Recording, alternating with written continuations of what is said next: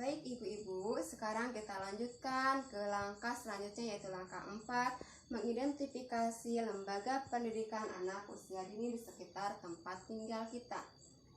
Nah ibu-ibu, di sini di tempat tinggal ibu sudah berdiri Bu lembaga PAUD, lembaga pendidikan anak usia dini seperti TK, RA atau PAUD. Misalkan ada TK Mutiara Hati di Kampung Sukadana.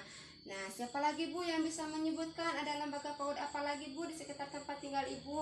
Yang mau menjawab silakan acungkan tangannya Bu. Iya baik Bu Imas. Bu Imas, ada lembaga PAUD apa Bu?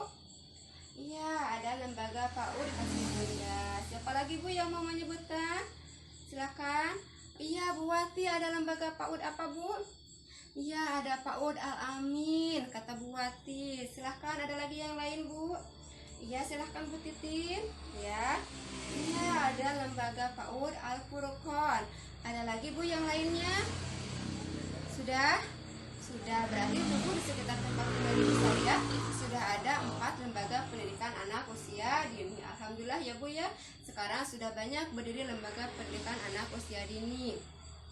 Nah, ibu-ibu, sekarang saya akan membagi kelompok. Karena di sini kan kita terdiri dari 25 orang anggota. Saya akan bagi menjadi 6 kelompok Ibu ya. Berarti satu kelompoknya terdiri dari 4 orang atau 5 orang. Nah, ibu-ibu, di sesi sebelumnya, di sesi 3, tadi kan kita sudah ada beberapa ibu-ibu yang sudah memasukkan anak-anaknya ke lembaga pendidikan anak usia dini. Kalau tidak salah sudah ada 6 orang ya Bu ya.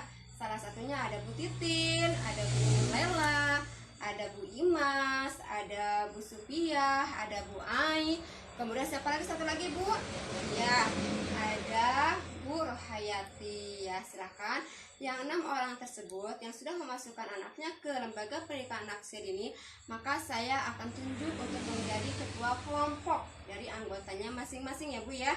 Ya, berarti Bu Imas kelompok 1, Bu Mas Pupah kelompok 2, Bu Rohayati kelompok 3, Bu Titin kelompok 4, kemudian Bu Nurlela kelompok 5, kemudian Bu Sepia kelompok 6.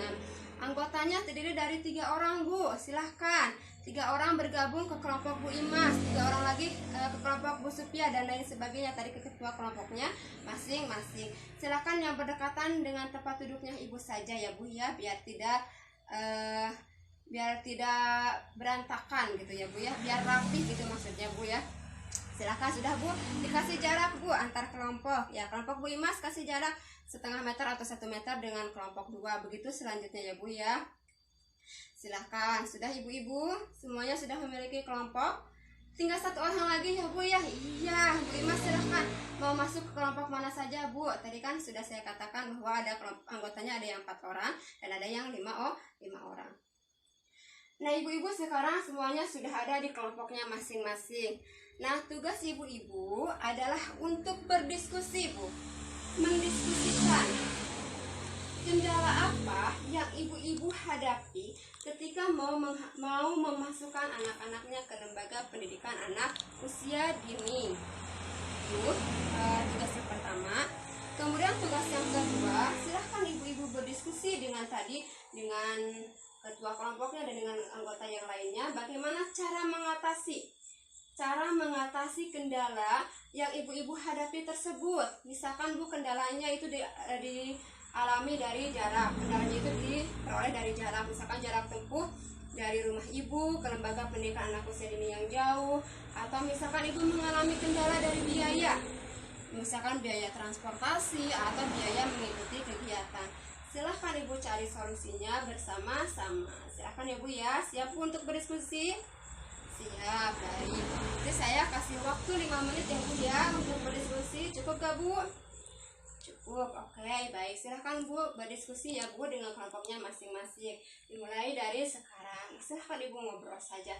Ngobrol secara santai saja ya Bu ya, silahkan. Ya, bagus. Ya.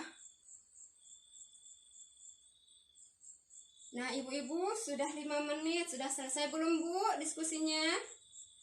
Sudah, baik. Terima kasih kepada ibu-ibu karena sudah mendiskusikannya. Kemudian sekarang siapa Bu yang mau menyampaikan hasil diskusinya, Bu. Ya, silahkan kelompok Bu Imas, silahkan. Ya, betul. Terima kasih Bu Imas dan anggotanya yang lain. Nah, tadi kata Bu Imas, Bu, kata kelompok Bu Imas, kendala yang dihadapi ketika memasukkan anaknya ke lembaga pendidikan anak usia dini adalah dari segi biaya, katanya Bu. Biaya apa nih? Biaya mengikuti kegiatan. Biaya mengikuti kegiatan di lembaga pendidikan anak usia dini tersebut. Nah, kemudian solusi yang dilakukan oleh kelompok Bu Imas itu adalah tadi dikatakan bahwa beliau salah satu caranya untuk bisa memasukkan anaknya ke pendidikan anak usia dini, mengatasi kendala biaya mengikuti kegiatan adalah dengan memangkas uang jajan anak-anaknya, Bu. Misalkan yang semula uang jajan anak ibu itu sehari itu 5.000, sekarang dipangkas, Bu, menjadi sehari menjadi 2.000 rupiah. Nah, yang 3.000 rupiahnya ibu tabung. Lumayan kan, Bu, ya, selama sebulan 3.000 kali sebulan berapa ya, Bu, ya? Udah berapa, Bu? 30, 60, udah 90.000. Nah, ibu tabung itu untuk biaya dalam mengikuti kegiatan di lembaga pendidikan anak usia dini. Kemudian misalkan ada masalah lagi, kata ibu teh, Neng, gimana tuh misalkan kalau biaya jajan anak saya dikurangi, nanti anak saya kelaparan. Nah, ibu untuk mengatasi hal tersebut, maka ibu bisa memberikan bekal dari rumah. Misalkan ibu kasih bekal minumannya, kan itu kan gak bayar ya, Bu, ya, kan ibu dari minuman yang ada di rumah ibu, jadi tidak perlu membeli minum. Kemudian ibu kasih bekal makanan, mau roti, mau misalkan pisang, mau singkong, mau nasi goreng atau apapun itu, pokoknya ibu kasih bekal dari rumah, jadi supaya anak ibu-ibu ketika di TK tersebut dia tidak jajan, jadi kan otomatis mengirit pengeluaran ibu-ibu, sehingga tadi biaya dalam mengikuti kegiatan itu dapat tertutupi tadi oleh memangkas uang jajan tersebut. Mengerti, Bu? Ya. Nah, ibu-ibu, kenapa ibu-ibu harus memasukkan anak-anak ibu ke lembaga pendidikan anak usia dini? Salah satunya adalah supaya anak ibu-ibu ketika memasuki jenjang pendidikan sekolah dasar, mau itu SD ataupun MI, mereka sudah siap, Bu. Mereka sudah siap dalam menghadapi peraturan-peraturan di sekolah. Misalkan kalau mau sekolah itu kan mereka harus bangun pagi. Anak-anak itu kan kadang sulit ya, Bu, ya, untuk bangun pagi.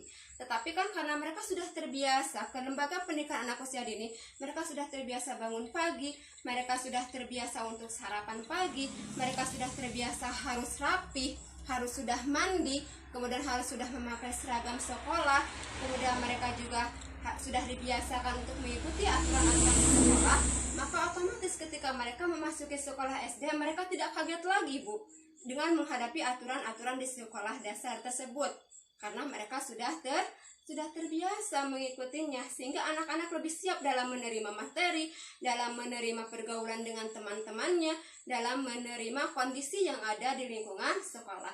Nah, kalau mereka sudah siap menerima segala macam kondisi tersebut yang ada di sekolah dasar tersebut, maka otomatis prestasi mereka pun akan meningkat, karena tadi mental mereka, psikis mereka, pikiran mereka sudah siap. Ya, seperti itu ya, Bu, ya.